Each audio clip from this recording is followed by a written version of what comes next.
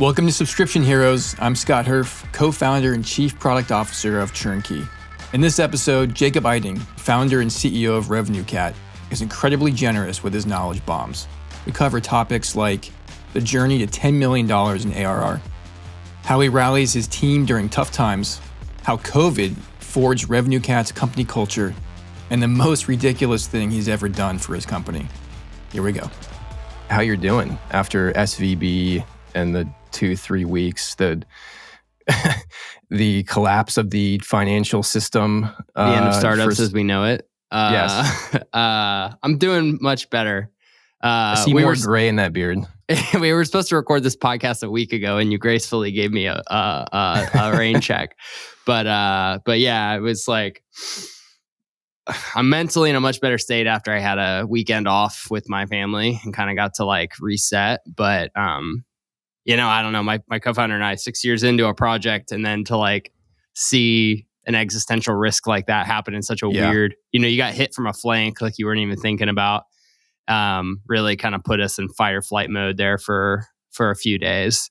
But I'm great. I'll just say I'm grateful to be focused back on the core problems and not banks, which is, I'm grateful for. Yeah.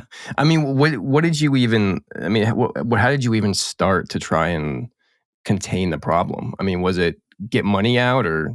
I was almost going to sit down yesterday because it was like yesterday was like the first day I was off cortisol from it and just document the whole thing just so I had the memory committed. But like, maybe I can just do that on the podcast here. I heard, I got a text from my co-founder at Thursday morning of the bank run. He was like, "Hey, is this a thing we should worry about?" And I'm lazy.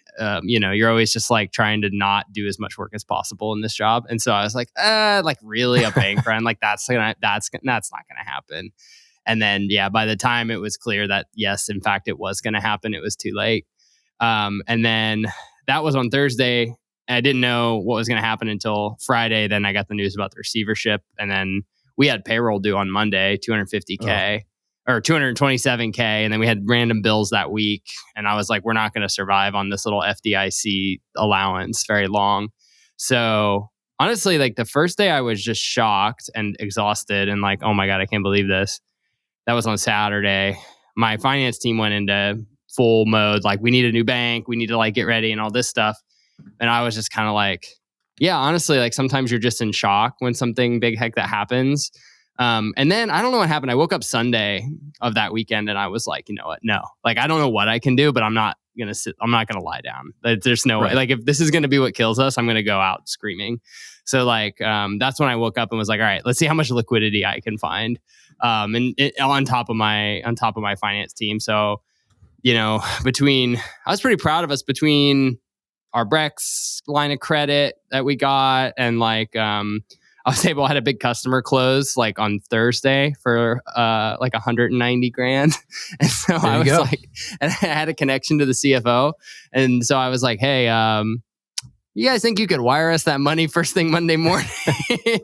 And they were amazing about it. It's nice to have good relationships with your customers. And it was like that one moment where you can look like a little unstable as a vendor. And you're like, I'm going to take advantage of that. So between that, I also had an investor just straight up wired us $250,000 like from his personal account with just an email note like to say I owe you, which was pretty incredible. And so by Sunday night by the time I got the email from Janet Yellen saying everything was going to be okay, we had probably pulled together our $750,000 in liquidity, which was enough to survive the week. And then I was like, we'll figure out from there, right? Definitely learned a lot. More than I ever wanted to know about financial engineering in a weekend. So I'll be ready for the next Black Swan banking event, which hopefully, knock on wood, it's March 21st. Probably is going to happen while we're recording this podcast. Probably. Just how this year's been going. Yeah, we'll hit stop and then, boom. Yeah, I'll find out what's on Twitter. Yeah. Yeah, I mean, it's got to be nice to know that you can, if you had to, find, $750,000 in the couch, right? Yeah, it's definitely, this is one thing I tweeted about it, but I was thinking about all I have 2 board members who worked furiously through the weekend. I have other investors who are actively engaged. I have a lot of people invested in the company, like literally and emotionally, that were like fighting. And I just kept thinking about, there are other founders. Like if this had happened at our seed stage or pre-seed stage, it would have been like the same problem potentially. Maybe I wouldn't have had the payroll, like wouldn't have been as big, but there are definitely stages in the company where this could have been way worse because I wouldn't have had the support and the help and the finance team and like all that stuff. I had the luxury of being able to tweet about it over the weekend and try to get political attention. Yeah, I saw you going after good old JD and well, I accidentally tweeted at, I forget it already, the Portman, who I don't think is the senator anymore. It's now Sherrod Brown, but it's hard to keep track of these folks. But right. And then also my local representative too. I now have an email relationship with one of their staffers, so I'm politically engaged now. And I've also committed to, I'm going to be just doing the like sleazy thing of donating to anybody who can possibly help me, so that at least I have something to point to when I need it. You are now the donor class. I know. I've always like, turn your nose up at like, oh, this like corrupt system where you pay to play. But I'm like, well, hey, it's as a business owner, it's like not a bad hedge to like maybe get a phone call taken on a Sunday when something like this is happening. So yeah, it was interesting. Never got a response from JD, by the way. I'm still waiting, or Mr. Portman. But the Warren Davison, my local representative, state or U.S. representative, he did get back to me, or his team did. So shout out to that's good to know. Him. Yeah, nicely it does done. Kind of work. Yeah. I mean, it's funny because my first question was like a perspective setting one, where you kind of back up and look at the whole story. And one of my questions was, what's been most on your mind lately about RevenueCat? So that kind of answered itself. But I mean, since 2017, I mean, the scale of RevenueCat has blown up. I mean, multiple funding rounds. You went through the YC gauntlet. 1.5, probably more now, of billion in processed revenue. I mean, beyond the banking system, what has been just business-wise, something that's been on your minds? Yeah, I mean, it's funny. Interesting. We started with a very myopic dodge bullet, right? Yeah. And then it's like, which I think for like founders listening on the call, it is almost like that. It's like a series of myopic moments, right? Like and I think that's, almost the question is, it's important, but somewhat the tools and mechanisms you use change, but sort of those core things as a founder never change, which is like, I've been using the term shark closest to the boat a lot lately. It's kind of like you're always just focused on the shark closest to the boat and trying to figure out what that is. I think that. Like, you mentioned a couple of rounds. We're 5 or 6 years in, Series B funded, crossed the 10 million in revenue kind of level last year, which is, when you're just starting, you're like, oh, the promised land. And I'm like, nah, like it doesn't, it's just different, the different land. And for us, you're always just trying to find that next gear, right? You're always just trying to find what worked at 1 does not work at 5 million, does not work at 10. And, for us right now, that's, we've had a really good success. And this, I think, is just because of where I was, and Miguel, my co-founder, we're engineers, started the company. We made a really good developer tool that's really good when there's a sole developer decision maker at a company and they're starting something from scratch. Like we have that. That's where our strongest product market fit is, product channel fit. It's really good there. Where we're weaker is when an app is bigger and maybe has problems, but switching vendors or like introducing a vendor is expensive and confusing and challenging. And honestly, it's an enterprise sale. And this is like a classic conundrum, is like crossing the chasm to enterprise sales. Yep. And so that's kind of where we're at right now. We've had some success where the stars align and we have the right champions in place and like just everything kind of lines up and their solution works for their particular problem. It's hairy enough, but we have not, I will say we don't have product channel fit for that channel in terms of like repeatability. And that some of that's on the product side. So you might even say we might have product market fit for that market and then fitting that to the channel. It's interesting because you're not starting with nothing. Like you have something, you have, velocity, we have a brand, we have awareness, we have a team to support this stuff. But it is kind of in some ways inventing a new company inside your company, or new, like we need to have dual motions, right? Having a self-serve motion and a really good sold motion. And we don't, we have like the basics of it, but like it doesn't feel, it's that product market fit feeling where you're like, it's just growing and I don't know why. We don't have that yet on that segment. And so, and the construction of our market is such that we have to get that. And this is the case for most SaaS companies. It's like typically the construction of the market and just like power laws and whatnot will dictate you have to go there at some point. If we want to keep growing at the clip we want to keep growing at, that time for us is kind of 6 months ago. Like we should have figured it out. So we're a little behind the ball. I hear you on that. Yeah. Let's take a little break to tell you about TurnKey, the ones making this podcast happen. Now, I think TurnKey is awesome, but I am super biased because I'm a co-founder. But I love what we're doing for subscription companies. You might look at your churn numbers and think there's got to be a way to turn this around. There's got to be someone who can improve retention and help us track down why people are leaving your product. And that's why TurnKey's here. TurnKey is the only platform that fixes every type of churn for you. We handle retention for customer-obsessed teams like Jasper, Fairdrop, AI Dungeon, and Castos. We lower cancellations by up to 42%, recover up to 89% of failed payments, and even increase customer LTV by 28%. And we do it with our user-friendly, customer-centric cancel flows, modern failed payment recovery, and AI-driven feedback analysis. So, if you want to run a healthier subscription business, head to turnkey.co to get started. When did you realize that you had to, did you always know you had to dip your toe in or jump in fully into the sales pond, or how did you start doing that too? I wanted to avoid it desperately because I don't like being sold to. I'm not like, that's never been my buyer persona. Like I'm the guy trying to skip sales calls. Like, hey Jacob, engineer. If you haven't seen my 6th email. Yeah, exactly. And I'm like, who falls for this stuff, right? But it turns out the way I just said that is a really good way to highlight that my mentality about it is not right, because it does work. And there are a lot of buyers that want to be sold that way, right? For them, if you think about the like mechanics of their job and like the power structures of whatever, internally selling and stuff like this, like it works. And so, yeah, to answer your question, I didn't want to do it for the longest time. Like sales was the unfortunate calls I had to do to get a self-serve customer to sign up, right? And and then it was like, oh, we need a contract. I was like, okay, like let me go on. Y Combinator had like a standard contract, and I would like do all the red lines. Let me Google one. Yeah, I'm not getting a lawyer. Like, you guys want that term? Yeah, okay. Like, that's not the shark closest to the boat again. Like, that's not going to be what sinks us. Me spending more than a day doing this contract is what's going to sink us, right? So, like, that was initially what it was. And then we kind of evolved from there.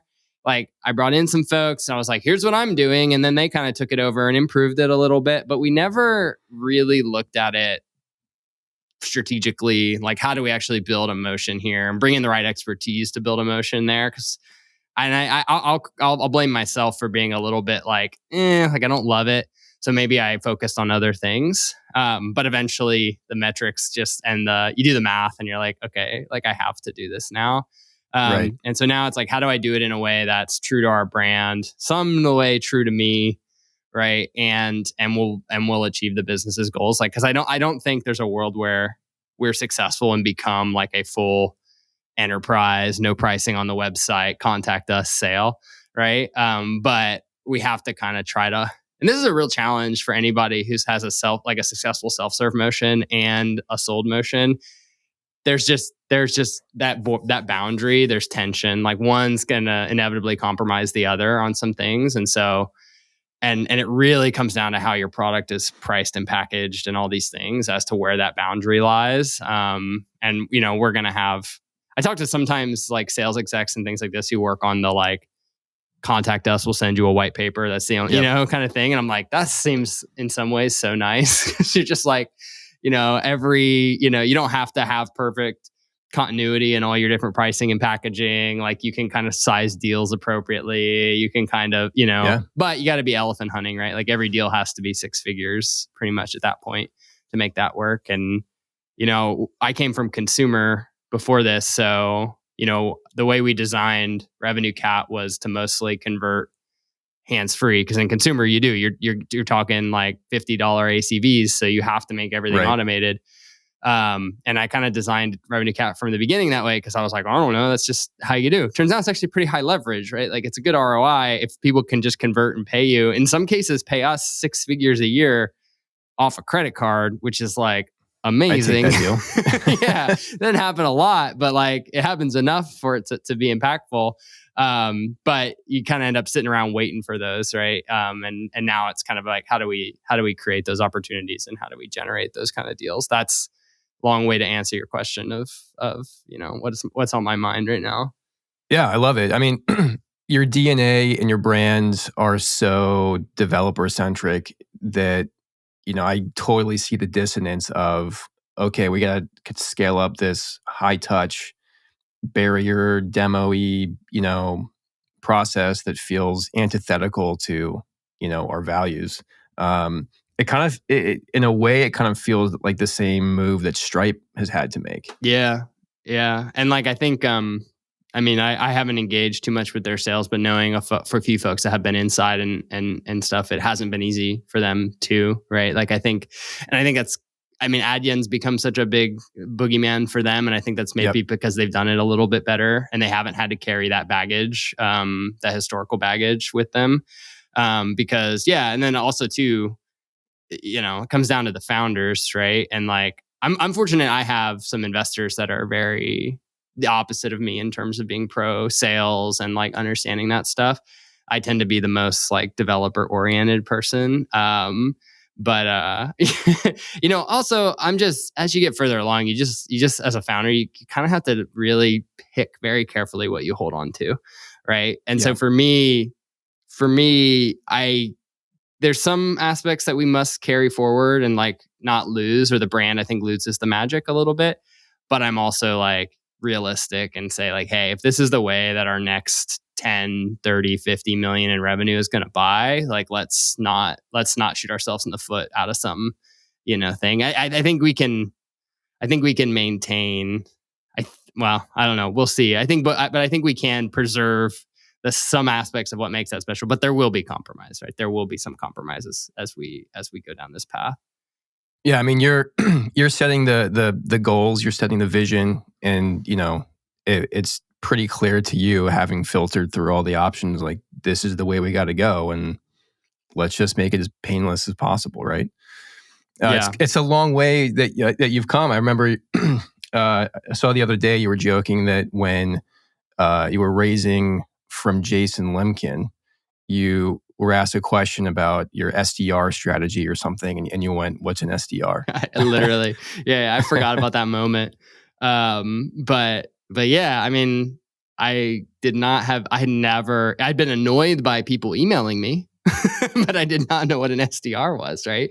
Right. And I didn't really know how any of the mechanisms of that work. And I still think it's a disservice to me, because I don't know what great looks like internally. Like, I don't know how a sales team should feel. I do it for engineering and for product and for all the things that I've worked on before. And I think we've been a little bit more successful there in building really good functions and teams and things like this.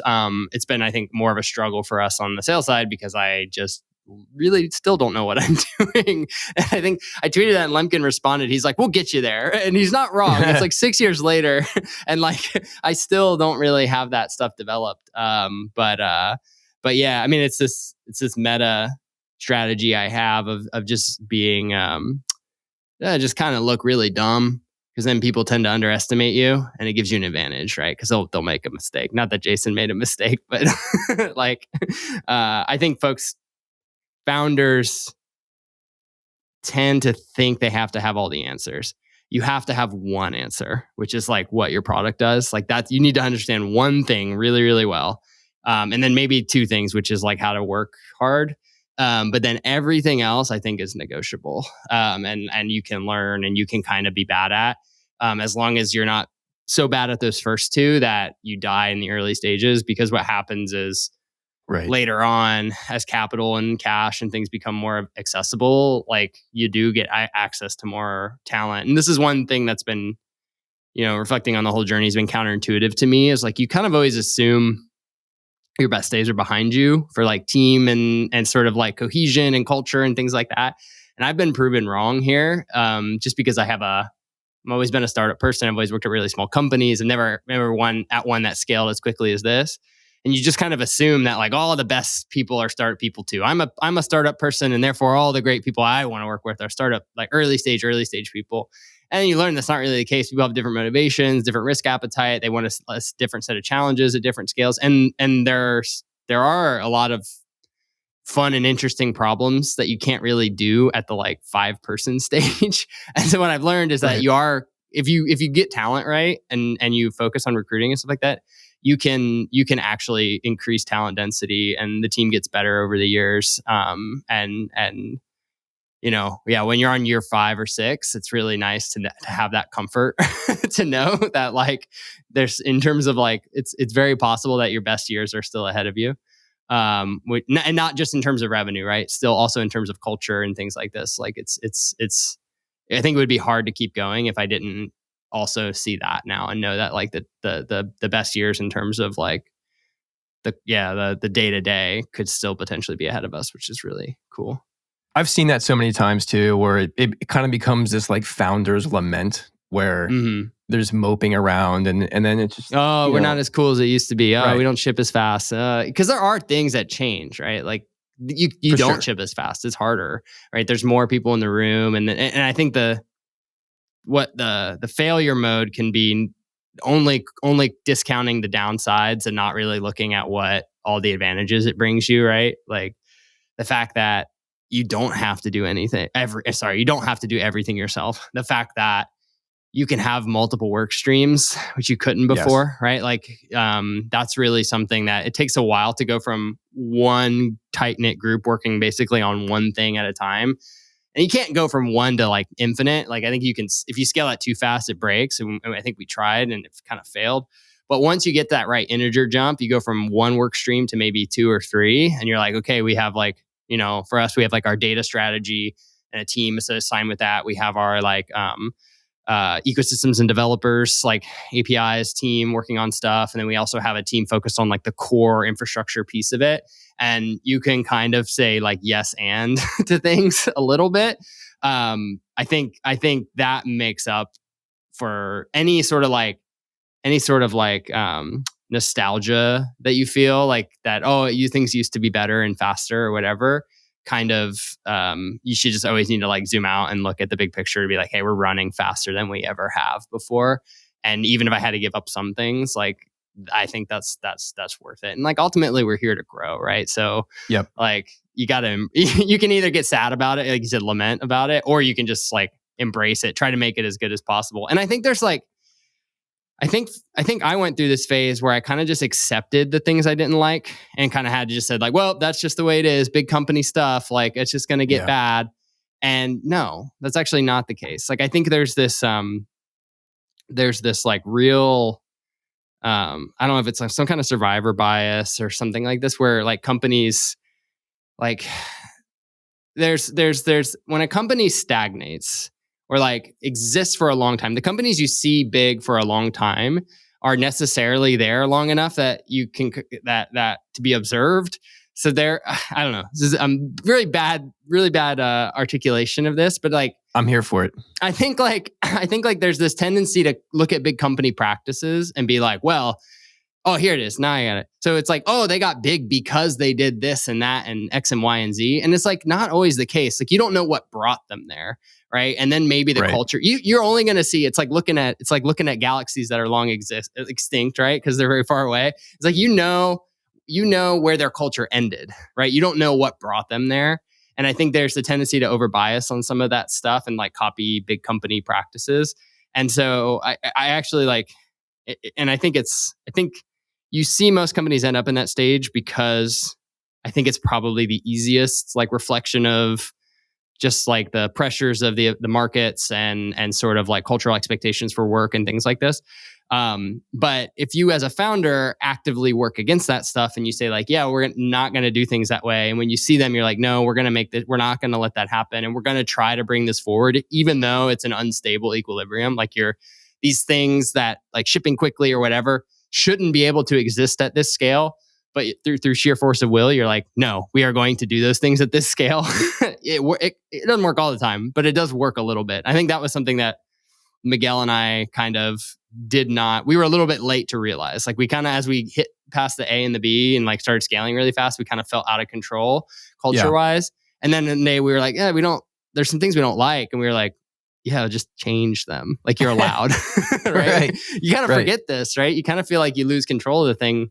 But you know, in some ways you do, but like, I think it's easy to underestimate what you can affect even, you know, when you're past 50, 60 people. That's one thing I love about seeing, you know, what people like you work, Jason Fried and DHH, you know, for years, who is actually going to be on the show. So I'm very congratulations. excited. I just lost a candidate to him, so give him heck for me. Oh man. I love it. I love some, we can have like a little gladiator arena or, you know, virtual or something. But like just the whole notion where it doesn't have to be like this at work. It doesn't have to be crazy at work. You don't have to use Slack. You know, remote teams don't need Slack. Maybe you can use something else. Just these assumptions that everyone takes with them company to company. It becomes momentum, right? And then, you know, there's this calcifying tendency of a lot of things at companies. I always say like a rumor becomes a myth and then a myth becomes a truth, right? Yeah. This happens so quickly at a company, even for things that like are unsubstantiated. Like somebody will be like, oh, and nobody means wrong. It's a telephone game, right? Like somebody will say like, oh, the product doesn't do this, right? And then somebody who doesn't have all the context will hear that from an authoritative figure. And then they'll be like, oh yeah, I heard from X, like this doesn't work, right? We can't do that. Right. And then before you know, you'll be like, I'll see it somewhere and I'll be like, wait, that's not true. Like, how did that happen? And, you know, you follow the chain and it's like, well, nobody really was doing anything wrong here. It's just that like people were being trusting and kind of like trying to make sense of a very chaotic situation, right? Which is like what's going on inside a company that's not stable, that's not growing at 10% a year. It is inherently chaotic, right? Like you can't have sort of exponential growth without chaos. It just can't happen. And so, yeah, I think a lot of those things crop up coping with those things, right? As people attempt to control it.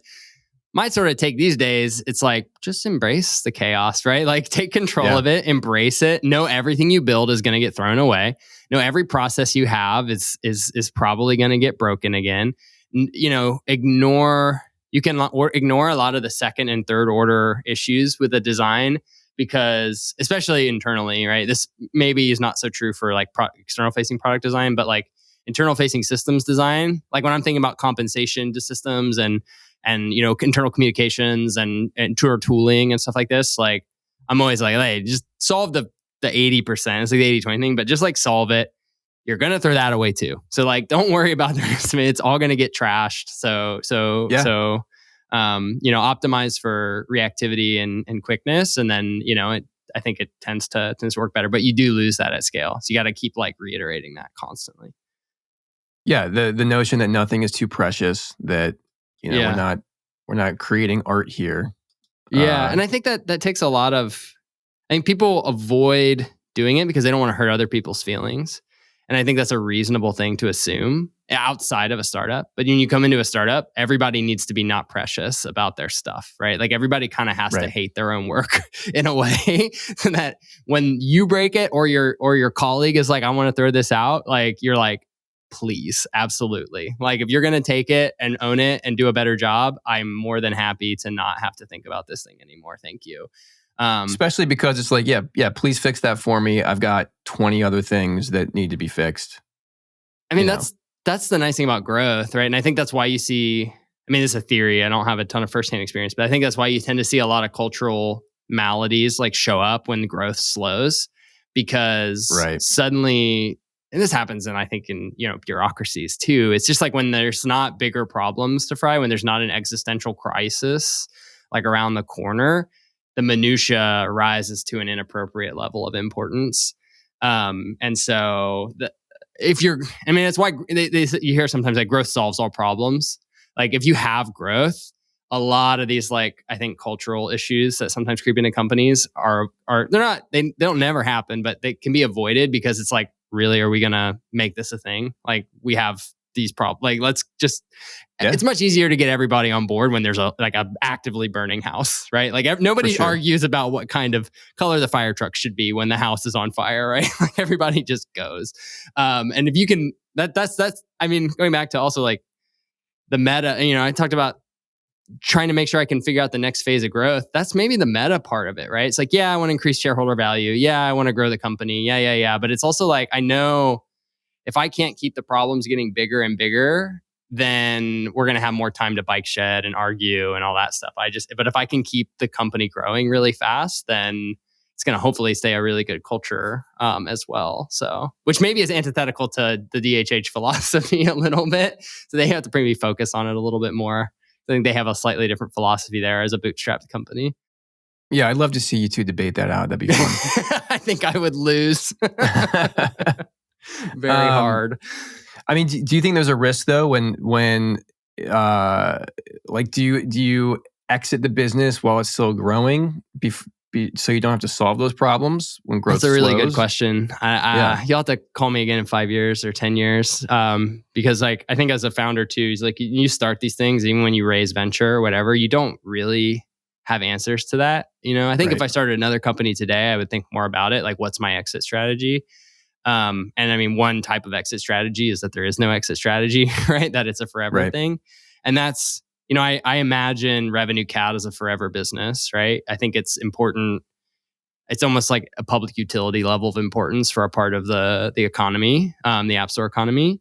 And so everything I've done is with that in mind. So like, I don't think there's a really good set of acquirers for us. I don't think there's a lot of exit, which is good. It's kind of self-limited, my exit. And then also the amount of money we've raised also limits our exit potential outside of like a public offering or something someday, and then in terms of the founder relationship with that, it's like, I set myself up to assume I'm going to work on this as long as I'm the best person to do the job and all of that stuff. Can I say that forever? I don't know. Things change really quickly in life.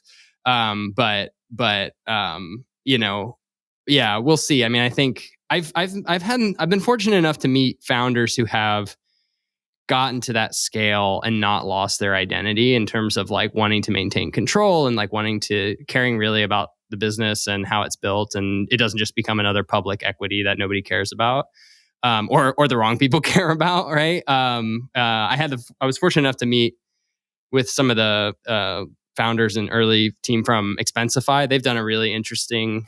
They IPO'd in a very interesting way. They structured their stock in a very interesting way.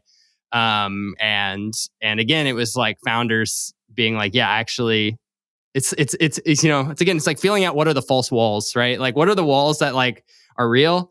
And then what are the ones that kind of are fake? And like, yeah, if you push, maybe you're accepting some risk. But as a founder, I think that's kind of what you're in this game for, is like you like to accept some risk and feel things out and stuff like that. So again, it's shark closest to the boat. Like what happens to our exit plan someday, I don't know. What I do know is that the biggest thing in my life is making sure that this service provides maximum value to those developers as long as possible and as long as it's useful. And so working backwards from there's your exit strategy. I don't know, whatever serves that purpose, right? Which I think in some ways simplifies it. Right. Well, and that also means too, you're even though things are growing, you still have to figure out how to deliver the goods and figure out, take on the problems that you don't like, even though, your team's growing too. I mean, what's been hardest for you to do perpetually over the lifespan of the company? I mean, there's always like regression in work, like where you fixed something and then it got unfixed, right? You like hired the right person or set the right team up, or you thought you did. And then it's always like kind of subtly annoying to have your sandcastle knocked over and be like, okay, I got to rebuild this thing again, right? Like that's perpetual. Like that just keeps happening, right? I think at this stage, I've learned that that's just kind of the cycle, right? Like I'll have cycles where everything's kind of neat and tidy and I got the right folks in the right places and everything's kind of working. And now I recognize that and I'm like, okay, quick, like get a bunch of work done on things that are forward looking and like time to work on vision and strategy and things, and maybe like experiment with product stuff, because I know that I'm only one day away, or like from a Slack message that somebody's resigning, or like, something's changing, or your bank is having a bank run, or like one of your growth investors is shutting down. Like there's all these different things that can potentially happen. And so yeah, I mean, that's always frustrating, and stuff. And I think to some degree too, there's always just, you're never done with, I don't want to say politics is the wrong word, but you're never done with people stuff. Like people are the core of the business. And like, I think a founder or CEO who thinks they can abstract themselves from all those messy details is going to like, that's a big handle on your culture, is like understanding how people interact and people are attracted and join and perform and all that stuff. And if you want to totally like, that stuff's painful, like making performance, like just firing, layoffs, like all this stuff is so incredibly taxing as a founder that I think there's a lot of incentives to avoid it. And I don't, obviously, like if I could wave a magic wand and like hire a vendor that's like never Firely or whatever, like I never have to like think about it again, that would be amazing. But I think that's one of those things that I can't do, right? So I'm speaking of exceptionally calmly about it right now because I'm not in the middle of it, right? And I'm after kind of a tough couple weeks, and then there'll be a week where it's like all of that stuff all at once, again. But you get to it long enough, and as long as you like are growing and like your fundamentals are good, and you don't have some big thing hanging over your head, that like, okay, this is just some like glass I have to eat for a week, 2 weeks, a month, or a quarter, and then you'll get to the other side, and then you'll have some fun again. And ideally, those setbacks, on the wiggly graph, like aren't this way, right? The graph's like adding up. You're one step back, 2 steps forward, and you just kind of get used to it, I think. Yeah, I was going to say, you are speaking exceptionally calmly and zen-like about very painful and hard things. So that's the mark of someone who's been through it many times. Yeah, Peter from Segment talked about it once on a podcast, about it's just like growing. Like roller coasters are intense if you ride one and you're not used to it. But like if you lived on a roller coaster, like I'm pretty sure it wouldn't really feel like anything, right? And you look crazy because you're like, to outsiders, you're like, how does somebody survive this? And sometimes really well-meaning people are like, oh my gosh, like it's so hard. And you're like, yeah, but also you just kind of get used to it, right? And I think I struggled too. Like as harder things, I realized like I was going to have to do harder things frequently. Like, and it wasn't going to be something that's once and done. It's like every quarter, every other quarter, once a year, whatever. There's going to be somebody got to let go, or like some really sticky people situation I got to sort out, or something like this. And I started to feel really bad when I like tried to minimize how upset and like worked up and how much pain. Like I felt a lot of pain in those situations. And I was like, well, I should feel pain because like they're certainly feeling more pain, right? Like there's definitely, and that's true. And I felt a lot of guilt about trying to minimize that. And I don't think I've got it figured out quite yet, because I don't think you should ever feel nothing, right? But practically speaking, you do have to come to this mindset where you can both like recognize and feel it, but then also like be a dead-eyed shark at the same time, right? Otherwise, I just think as a founder, it's not a tenable situation to do this for as long as they expect us to do this, So it's enough to drive you insane. It really is. It really is. So, and I'd say we're about halfway there. So, I mean, do you find yourself gravitating back towards your roots, like what you're good at? I mean, I when things get hard, I find myself wanting to go back and opening a code editor or design, opening Figma or whatever. Like, yeah, definitely. Luckily, I'm not very good at the things that I used to be really good at anymore, right? Like it can be very frustrating when I open a code editor. Separation. Yeah. Yeah, a little bit. And that takes some, I think that's a thing you earn as a founder, but it's also takes a little bit of mourning to be like, oh, I'm not really the greatest programmer or as good a programmer as I used to be anymore. I joke I'm like the Rick Rubin of technical stuff now. Like I know what I like and I know what I don't like, but like don't ask me to make music because like I don't know how to play any instruments anymore. I think that comparison is more spot on than you think. because of the way that my appearance. Right, yeah. The beard, yeah. It's fine. It's fine. I do like, and I think I'm an engineer and I still know the power of code. and the power of tools. And so sometimes when I see folks who don't code or haven't known how great it can be to build a tool to do to find leverage for you, I sometimes get frustrated. And I'm like, oh, like, why is this? We're doing this with 9,000 spreadsheets and like whatever. And I'm like, oh, if I had a day, I could like sit down and put this in a little web app, right? And it would like cut our process down by a bunch. And so, yeah, I tend to have those dreams. And maybe that's the thing I could, in terms of like making this job sustainable, maybe I should do that. I should like build some little fun projects for me to like keep me feeling a little bit engaged in those things. But, yeah. So the answer to your question, yeah, I do definitely like just want to code some days. Fortunately, the company kind of demands that I can't, Right. or else I probably would. Some folks build it in, like Mitch Hashimoto, like he just CEO of HashiCorp, like he just stepped back into engineering after like 8 years as CEO. Wow. And I think that's really says a lot for how he cares about the company, that he's like, yeah, I'm going to let somebody else drive, but I'm going to go back to coding. And yeah, maybe that's the path for me someday. Like, I'll just say like, hey, I'm going to stay on as chairman and be a level 3 engineer or whatever. I think I would be fairly happy doing that, potentially. So yeah, might have some interesting conflicts though, but we'll figure it out.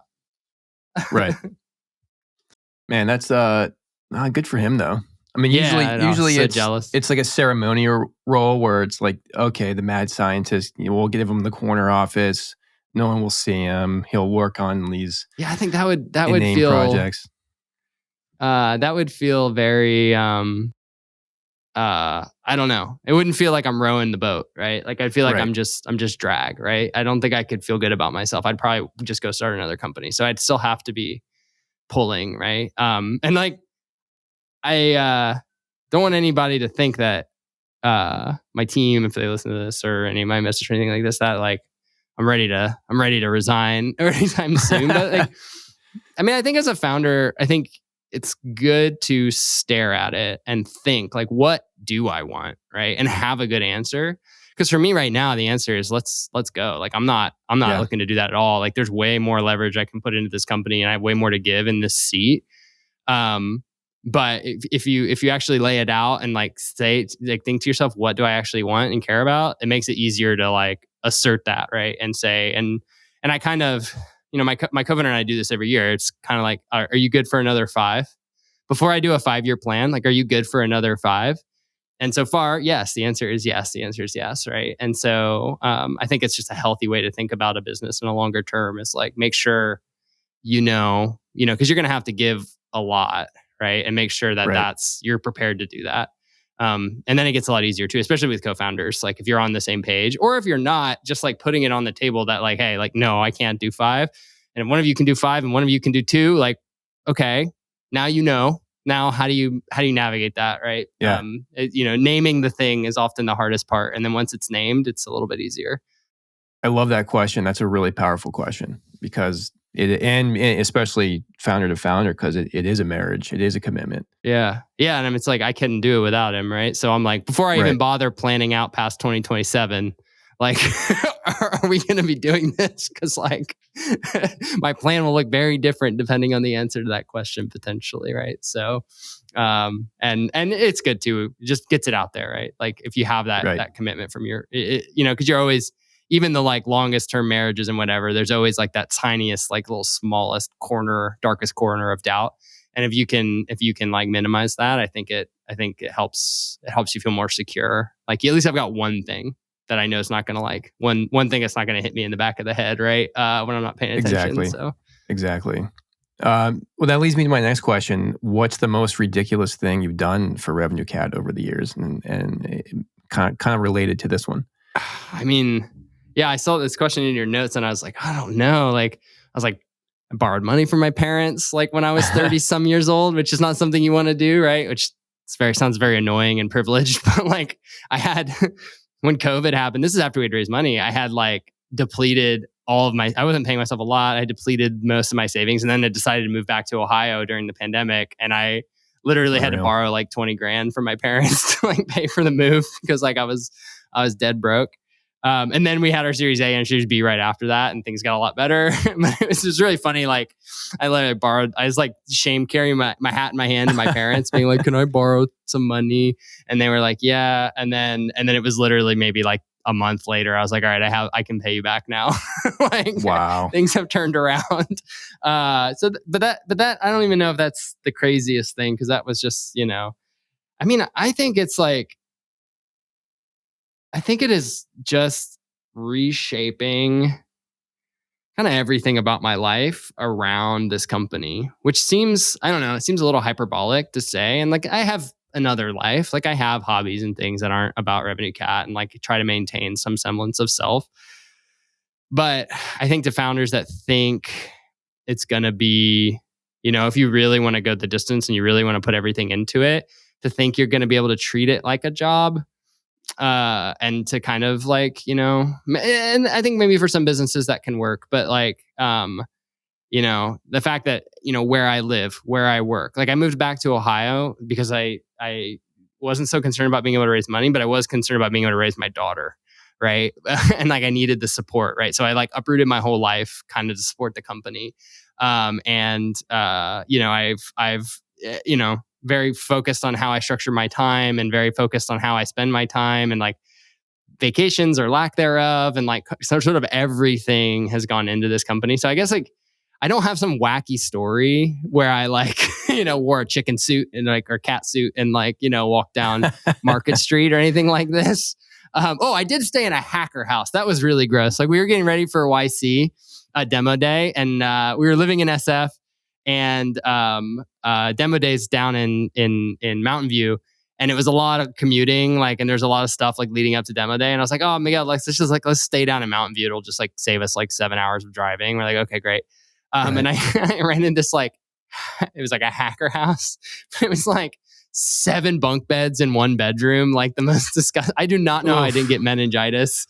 Like we stayed there one night, and I was like, no, that was the closest to like, that's the lowest point for me, a 30 some year old man, like staying with a bunch of like 19-year-olds in a hacker house. But again, like I didn't have a salary, and it's expensive. Hotels are expensive in Mountain View, and the company didn't have very much money. So I was like, this seems like the responsible thing to do. Like, no, that is the nice thing, for folks that are considering bootstrapping versus not. I know, yeah, you slowly show the devil, and now you got this like equity you got to like unload at some point. But man, it is just nice to not have to stay at the hacker house.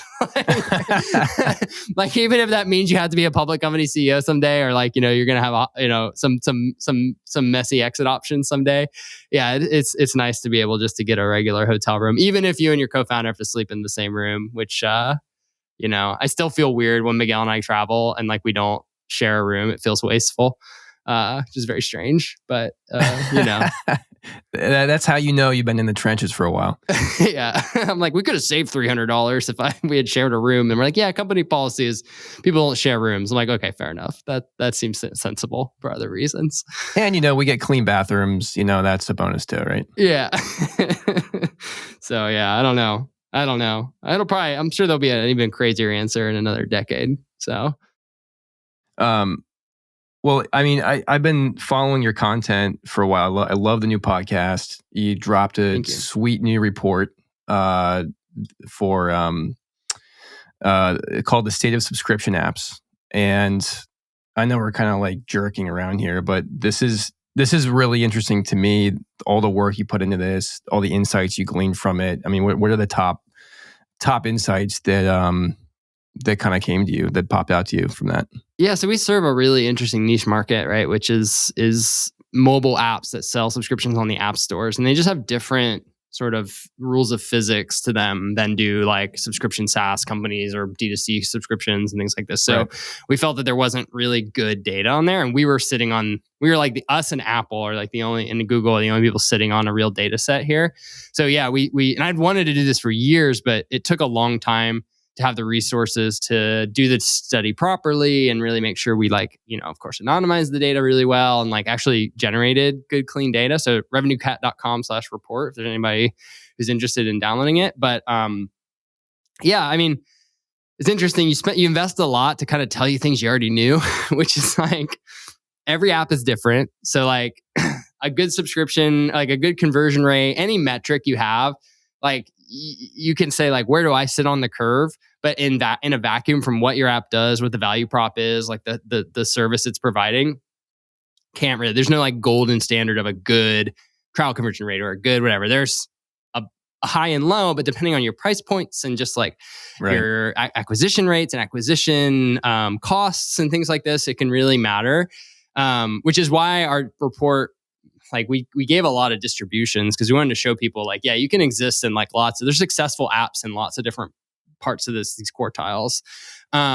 Verticals really matter. I guess it's the same thing as saying apps are different, but like verticals really matter. Like a prosumer app looks very different from like an exercise app, right? And I think depending on if you're thinking about entering this business, really like know what your goals are, because I think kind of what you're building will dictate in some ways the headwinds you're going to have. Like the economics of a dating app are going to be very different from the economics of, many other categories. So understanding that is really important. You kind of need to look at all your data on that in that lens. And then this one is that pricing matters. So like this has actually been recently, we launched an experiments tool to like let folks run price testing, which is really a pain on the app stores. I don't know if we have data in the report that says this, but it does. Like pricing is still probably one of your biggest levers. And before you go invest in a lot of other things, you should think about your pricing and to know that if you have the ability to do a data-driven pricing exploration, do it. I know a lot of SaaS companies, like it's hard. Like RevenueCat for us experimenting with pricing is difficult just because our number of at-bats is really low compared to a consumer app. But if you have like high conversions, like number of conversions, like run some experiments, because it's never like anybody who tells you that they can just look at the data and tell you what your price should be is lying. Like the market is the only one that knows, and the market is in some ways appears irrational, right? It's not 100% rational in how it decides like what price it will bear. So those three things, like know your market, know your app is going to be unique, and then also just pricing. So it's the basics, we built a 48-page report to tell you like kind of stuff you already knew, but validation is key though, right? The price testing, I got to jump on that too, because I remember at Tinder we were rolling out subscription tiers and a la carte tiers, and we're testing manually different SKUs within different regions, and it was just a nightmare to manage. Yeah. You make sense of what was happening, Yeah, you just enter this cone of confusion, right? Where you're exactly, you don't trust anything, and it's hard. So hopefully, I mean, if you think about it, that's kind of the vision for RevenueCat, like a company like Tinder or Duolingo, some of the folks who had on the Sub Club, our podcast, like they can do this internally because they have teams that can build it, and I've seen how powerful those tools are. And so that's what gets me excited. It gets me out of bed every day, is because like I know we can take that expertise, build it, package it, and give the 80% result to thousands of developers. And I think that's just going to maximize the utility of the iPhone, frankly, of software, right? Is if developers can learn how to make more money, they'll make more better apps if it's a more profitable endeavor for them. And everyone wins. That's the dream. All right, we're almost at time. I got 2 more questions for you, and then I'll let you go. Shoot. I know. We're all kicking each other out of the pod. Okay, book or long form article. Anything you're reading right now that's popped out at you? This is gonna sound really like cheesy, but I'm finally reading Wealth of Nations, which is like the Adam Smith, capitalism book, I guess, from the 1700s. And I just, a lot of the examples are dated, and there's some stuff that I don't think would really carry forward. But I do think it helped for me as an engineer learning how to run a company to understand sort of some of the basics of market economics, and having experienced it first, not just in labor markets, but then also in like my product markets and like all these things, really kind of gave me a lot of labeling on stuff. That was really, really helpful. I'm only like 2/3 of the way through it, but I can tell you all about the price of how many shillings a bushel of corn was in England in 1643 before the rule of King Edward or something like this. But surprisingly not that dry. So I would recommend it. I also have Capital, the Marx one. I figured let's just put them both in my head, let them debate it out, right? So I'm going to read Capital next. Because I got that one sitting on my shelf. Awesome. That one I remember is a bit more of a slog. I think I only read for how readable Wealth of Nations has been. I'm not looking forward to, based on what I've heard. Maybe I'll read just a summary or a great courses about capital or Marxism in general. I think would be maybe a faster path. And I like to close with one high octane tip you give everyone else listening: parenting, life, exercise. Anything that's changed your life for the better. Oh man, this is like so annoying, like Tim Ferrissy stuff. But like a year ago, I quit therapy. I hit the gym and I started taking cold showers. So annoying, right? You're like, that's like every idiot with a podcast like says that stuff works, but like honestly, well, the quit therapy thing is kind of a MacGuffin, it just makes it funnier. But like, but having like an exercise routine and then like the cold showers thing, like I know there's physiological stuff people say matters, but for me, it's it's the most difficult thing I do every day because like it sucks. It never stops sucking, like getting into a cold shower in the morning.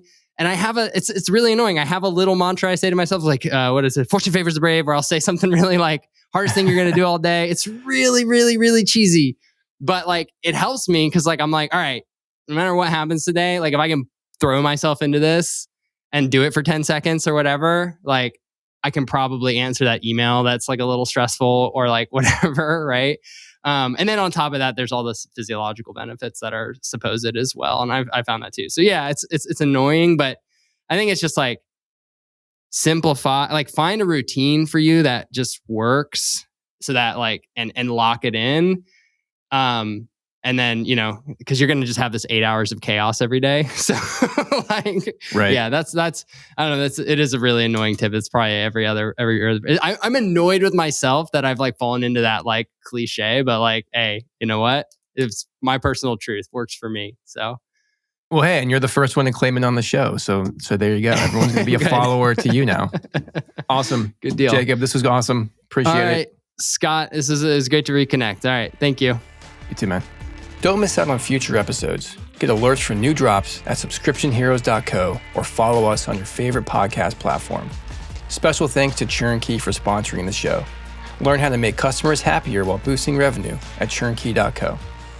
Your support for this show has been incredible so far, and let's keep the momentum going. We are all slaves to the algorithm. Ratings and reviews really do help.